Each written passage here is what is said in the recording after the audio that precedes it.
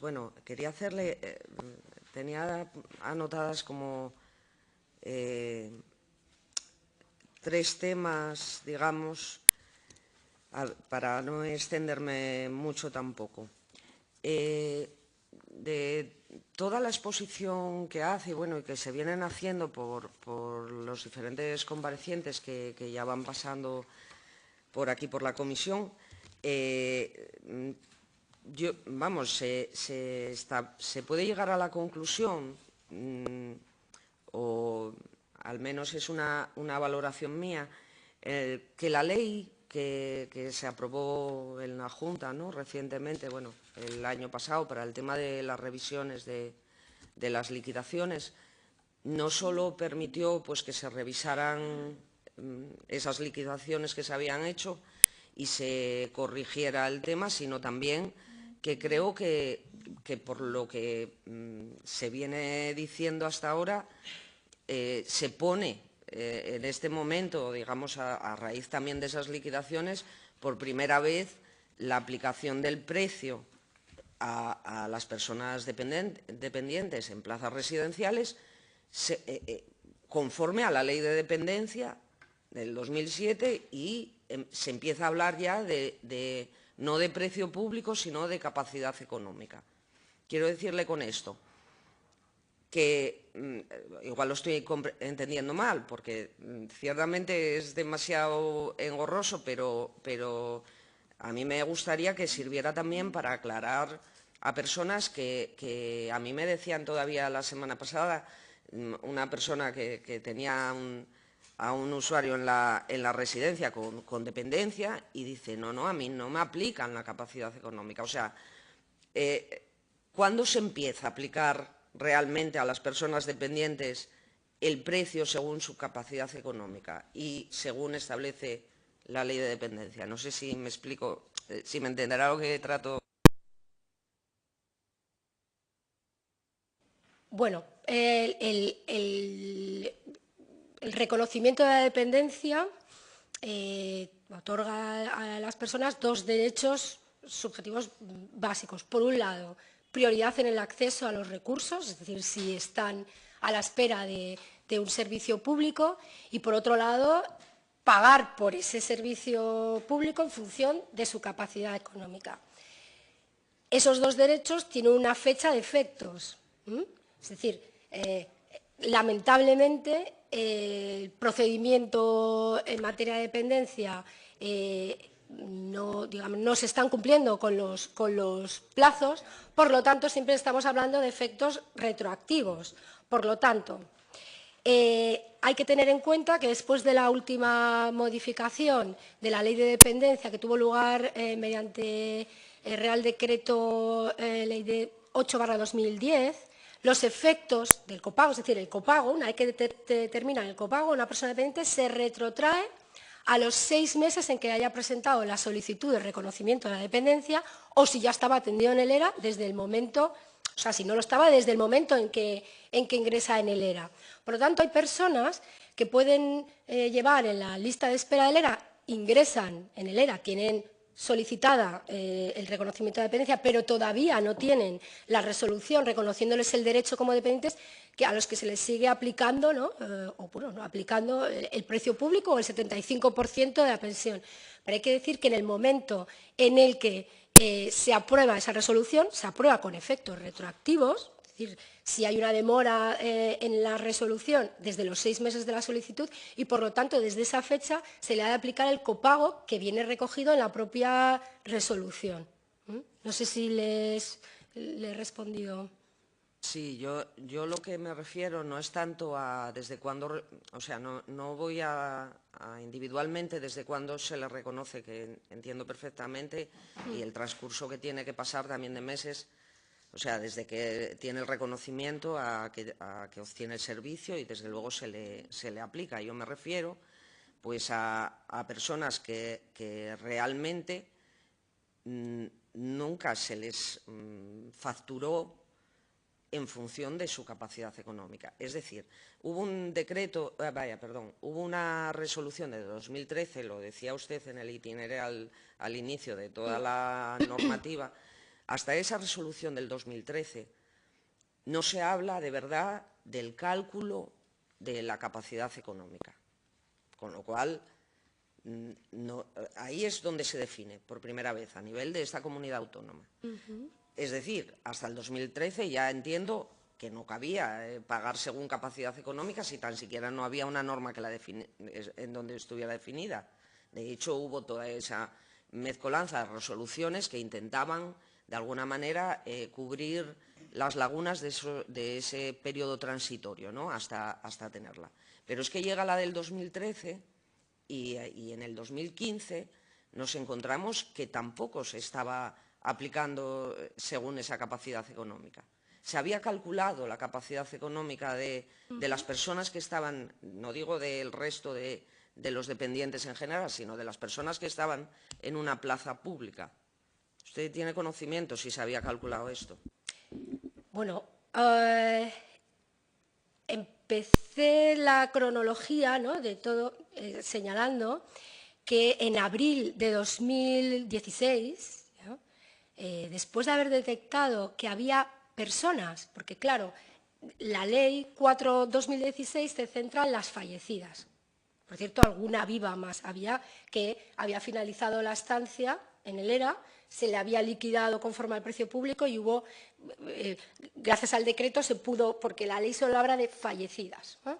Bueno, detectamos que había 585 personas dependientes que bien por haber optado ellas expresamente o por haber optado la Administración en 2011, porque hasta 2011 no había una fórmula para hallar el copago. A partir de 2011, las personas que fueran declaradas dependientes, todas, sin excepción, se les aplicó el copago derivado del decreto. Es decir, que una persona que fuera reconocida como dependiente en febrero de 2011, indubitadamente se le aplica el copago de dependencia. Pero las personas que estaban salvo y las personas que fueron declaradas como dependientes antes de 2011, pero que estaban vivas a la fecha de entrada en vigor del decreto, bueno, pues que optaron por ellas, pudieron seguir vivas y están vivas a día de hoy. Muchas personas que, esas 585 personas que viven a día de hoy y que ¿no?, estuvieron en el 1 de enero de 2011, estaban en el ERA, ¿vale?, pues por un motivo o por otro, nosotros no les habíamos calculado la capacidad económica y el copago. Y, por tanto, seguían abonando el 75% de su pensión, pero a cuenta del precio público íntegro. Entonces, como después de la resolución de 2013 se abrió la posibilidad a que las personas dependientes también, si no tenían liquidez, abonar el 75% de su pensión, estaba claro, era una cosa muy clara, que lo más beneficioso para ellas era que continuaran abonando el 75% de su pensión, pero que se les aplicara el copago de dependencia, es decir, a cuenta no ya del precio público, sino a cuenta del copago. Y lo que se hizo fue iniciar de oficio un procedimiento para calcularles la capacidad económica y el copago. A la vista del mismo, como el copago es inferior al precio público, puede ser que quien no tuviera liquidez para pagar el precio público íntegro, sí lo tuviera para pagar el copago y, por tanto, no le interesara seguir generando deuda, o puede ser que no tuviera liquidez y que quisiera seguir acogido al sistema de abonos a cuenta del 75%, ¿no? Se les dio esa posibilidad. Después de ese procedimiento, no debería haber ninguna persona dependiente en el ERA al que no se le aplique el copago de dependencia. Independientemente que lo pague ese copago o que siga pagando el 75% porque no tenga liquidez. Pero la liquidación que se efectúe en el momento de que cese el servicio será acorde a la normativa en materia de dependencia. Oye, puede ser, como en estas actuaciones de oficio, que se nos haya escapado alguno, no lo sé, pero en principio creemos que no, y si es así, lo que tiene que hacer es acudir a los servicios centrales del ERA y comunicarlo. Sí, es que además, que ya se hizo también referencia, el Consejo Consultivo justo para el tema de la ley y demás, que emitió dictamen, ya hacía referencia a ello, pero también ya lo había hecho en el 2008. En el 2008 el Consejo Consultivo no ha dejado de recomendar que se modifique el famoso decreto 10/98 en el artículo 50, en donde tiene que ver cómo poder articular el precio según la ley de dependencia. Todavía lo dice, como quien dice, el otro día, vamos a decir.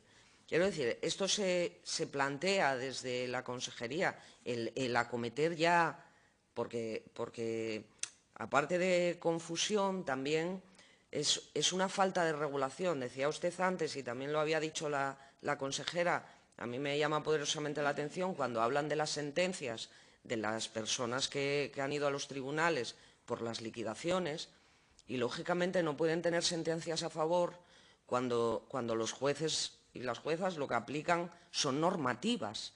Y si las normativas son las que están lesionando a las personas afectadas, vamos, es como picar piedra, que no hay nada que hacer por ahí. Por eso era tan importante. Yo no sé, le quería preguntar si planean de alguna manera o prevén el acometer ya esta modificación en el decreto porque se articule bien y se puedan dar cabida a esa convivencia de un sistema de dependencia con unos precios públicos y demás. Sí, bueno, lo comentaba antes, ¿no? Es el único servicio dentro del catálogo del sistema de dependencia en el que existe una diferenciación entre personas dependientes y no dependientes de cara al régimen económico que se les aplica, ¿no?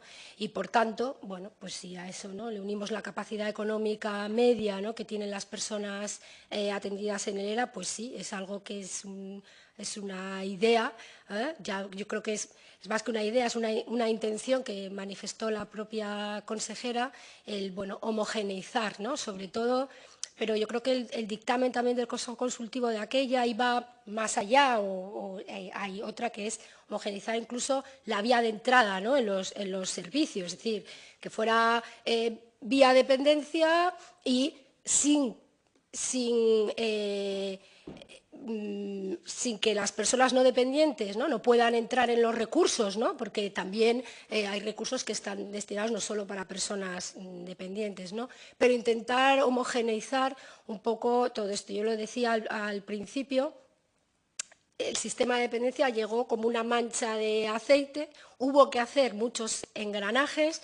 Hay personas que entraban antes en los recursos que se les reconocía la dependencia y entonces son los efectos retroactivos y a eso le unimos. Es decir, es complejo. En 2012, además cuando ya, digamos, ¿no?, que se estaba asentando un poco el sistema, hubo nuevas modificaciones normativas que acometer como consecuencia del Real Decreto Ley 20/2012, ¿no?, y del acuerdo del Consejo Territorial. Por lo tanto, eso supuso otro, ¿no?, remover otra vez determinados procedimientos, ¿no? Y ahora estamos en una etapa de estabilidad. Y yo creo que de este problema, ¿no?, con las liquidaciones, pues se puede aprender mucho. Y yo creo que bueno, pues la cuestión es seguir avanzando y uno de los puntos, ¿no?, sí que sería ese. Pues muy bien, y ya nada, una última cosa sobre, porque vamos, no, o sea, hay determinados informes de fiscalización y auditorías y demás, ya sabe, además en esta comisión, que es tan amplio el periodo temporal, tenemos bastante documentación al respecto que ya ponen de manifiesto pues irregularidades, ¿no? También hay informes que no han sido, o sea, de los que no hemos obtenido respuesta desde esta comisión, y auditorías pendientes que yo misma, vamos, personalmente las he solicitado y todavía estoy a la espera. Pero le quería preguntar por el informe de fiscalización de la dependencia del Tribunal de Cuentas, que también coge este periodo, porque sí me llama poderosamente la atención que, bueno, aparte de que es de todas las comunidades autónomas, pero bueno, en lo que toca a la nuestra, pues habla de pérdida de expedientes y habla de pues nada más y nada menos que, bueno, más de 2 millones de euros que se han ido al cruzar los datos sobre precisamente lo que hablaba anteriormente de la comparecencia, que a mí me parece mucho más preocupante el que 2 millones de euros que se facturaron de personas que estaban fallecidas. Decía usted antes que se había aumentado un poco el control con estos datos. Yo también lo he preguntado en numerosas ocasiones, que insisto en si por fin tienen los datos correctos y quiero decir, y todos los datos de manera, porque bueno, yo esto no sé qué nivel de responsabilidades tendrá el tema de que, vamos, que de alguna manera desaparezca dinero o que no se sepa a qué destino llegó. Porque yo comprendo perfectamente que no es un dinero con destino individual a las usuarias, pero desde luego es un ingreso para esta comunidad, para hacer frente a la dependencia de personas que no estaban ni vivas. No sé qué opinión le merece todo esto y ya finalizo. Sí, bueno, señalaba antes, con ocasión de la explicación de cómo se gestiona el nivel mínimo, que desde ese informe del Tribunal de Cuentas, por parte del Estado, ¿no?, a través del INSERSO, que es el organismo encargado de gestionar el sistema de dependencia, ha aumentado los controles en relación al registro de personas dependientes y, por tanto, en consecuencia de las transferencias por las mismas, ¿no?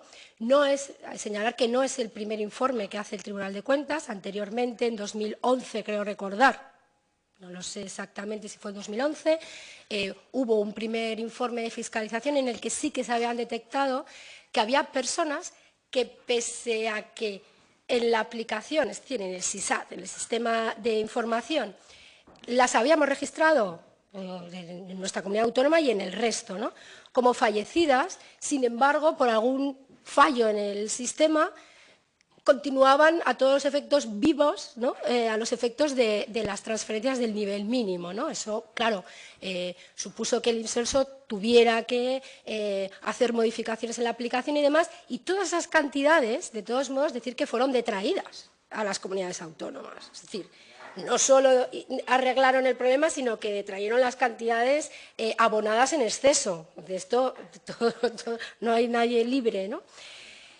Con el segundo informe del Tribunal de Cuentas, bueno, viene un poco a incidir en ello, estaba más depurada todo el tema, ¿no?, del registro, pero es verdad que nuestra comunidad autónoma registra directamente en la aplicación que sirve el Estado todos los datos de dependencia, en el SISAT. Nosotros utilizamos directamente el SISAT, ¿no? Pero hay otras comunidades autónomas que tienen su propia herramienta informática y lo que hacen es un sistema de interoperabilidad por el que vuelcan sus datos a esa base general que se tiene en cuenta para calcular el nivel mínimo, ¿no? Ahí también sé, porque bueno, de acudir a las reuniones, ¿no?, de las comisiones delegadas o grupos de trabajo, que hubo también problemas, ¿no?, en ese trasvase de datos, ¿no?